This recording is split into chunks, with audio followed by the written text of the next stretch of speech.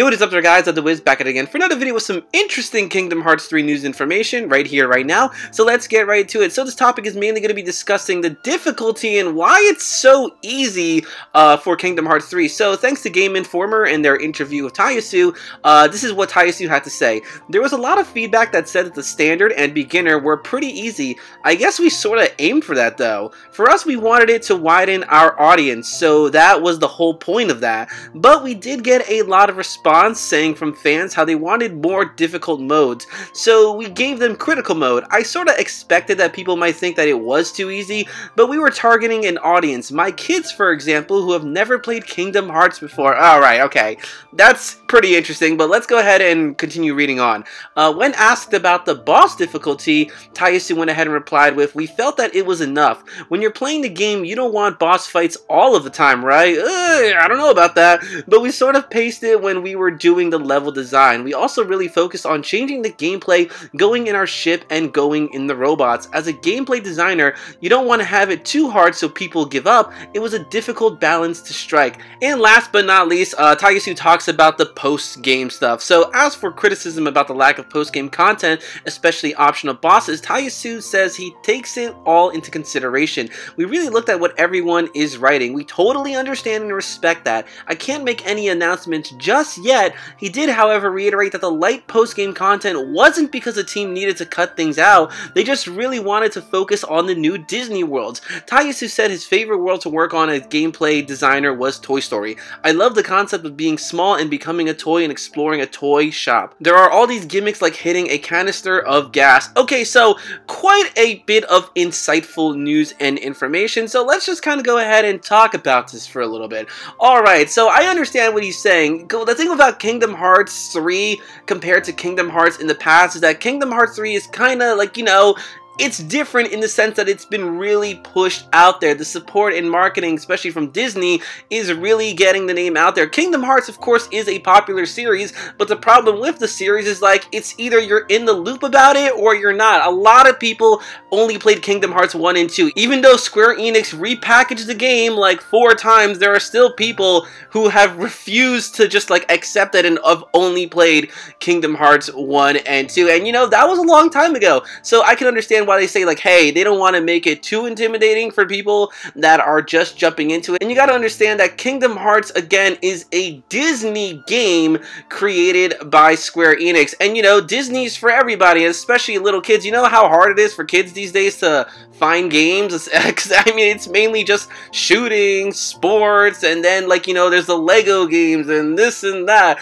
So I can kind of understand why he's saying like, yeah, we want everybody this time, because we're making it out there that Kingdom Hearts 3 is a thing. And again, even though they have all the remakes thing, the Kingdom Hearts 3 is going to be some people's first experience of Kingdom Hearts, and again, some people only played Kingdom Hearts 1 and 2. I know it's dumb, especially if you have a PS4, there's really no excuse to not get them, but it kind of is what it is. People ain't got time for all that nonsense. Hey, I don't blame them. There's a lot of cutscenes within this game, but I think the real problem is, you know, you dumbed it down so much that even the mode like Proud Mode is super easy. I mean, that's kind of the issue over here. I understand making it easier for people that are jumping in, but that's why you have beginner and standard mode. There's really no reason Proud Mode should have been that easy. But it's funny how Tayasu is basically saying like, yeah, I knew people were probably going to complain about this, but again, a lot of those people that were kind of complaining about it were mainly, you know, kind of the actually, I will say everyone in a sense, but you know darn well mainly the hardcore fans really understand how nerfed it got. But then again, I like to think about it this way. Every Kingdom Hearts game, I mean, they're not that much different from each other. We've been playing, what, 7 consecutive games of Kingdom Hearts? So many years experience of Kingdom Hearts. I kind of like to think that, you know, we've just gotten, at this point, that good. Just like how OP Sora is. We're pretty darn experienced of Kingdom Hearts, so it's really not that challenging. We know you gotta dodge, cast that cure MP. You know, it's nothing really that out of line over here.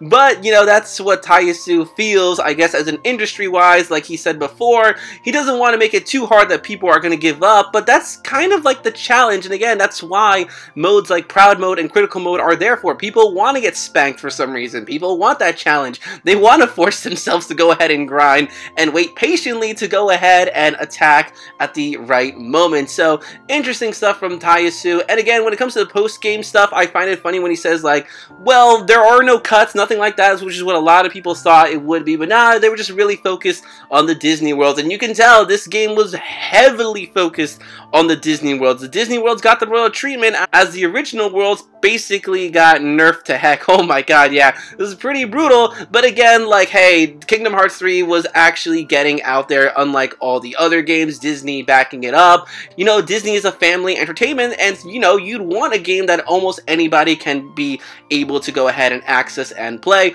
but thankfully we are getting Critical Mode, and they did mention a bunch of times how Critical Mode is definitely gonna change the way you play it. It's more for an experienced player who is used to the RPGs type of style, and, you know, will know when to block and when to attack at certain times. So basically, Critical Mode is gonna have a lot of shoes to fill, and hopefully it can live up to the hype that all us Kingdom Hearts fans are used to. I will say though, even though it wasn't really that difficult, I kind of didn't mind it my first playthrough, mainly because I was so desperate to know what goes down with the story. I'm like, okay, done with this world, let me beat this boss battle, and let's find out what the heck is happening at the end of this game. Especially, you can tell, like, they kind of made it a little bit easy because they just gave you so many options, especially with the attraction flows, situation commands with Donald and Goofy. Although I will say I didn't mind that, because back in the day with Kingdom Hearts, you know how it was like, okay, if you use the limit form with Donald, that's gonna take all your MP. I was so cautious to use all that stuff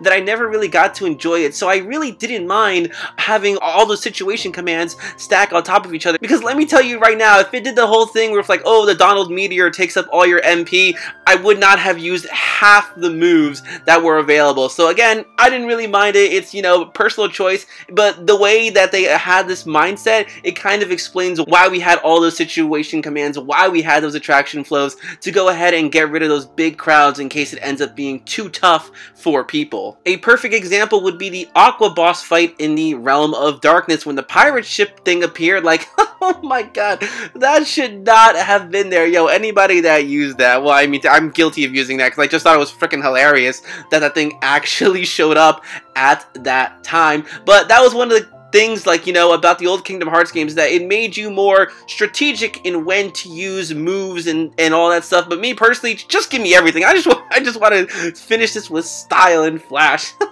guys would want to know in the comment section below is, you know, hey, what do you think of their reasoning? What do you think of their mindset of making the game easier for just a bigger audience overall? Like, you know, those little kids over here, which, I mean, hey, don't be underestimating these kids these days. They be playing Fortnite and Call of Duty. I'm pretty sure they could handle the level difficulty of Kingdom Hearts. But, you know, guys, leave your comments in the comment section below, and if you like this video, make sure to give it a big thumbs up, as that really helps me out. If you aren't already, follow me on Twitter, same thing as my YouTube channel, which is Ed the Wiz. I'm also on Instagram, which is MadSwag12345, where I post all the good stuff. So until next time, guys, I'm gonna go ahead and say, bye, pal!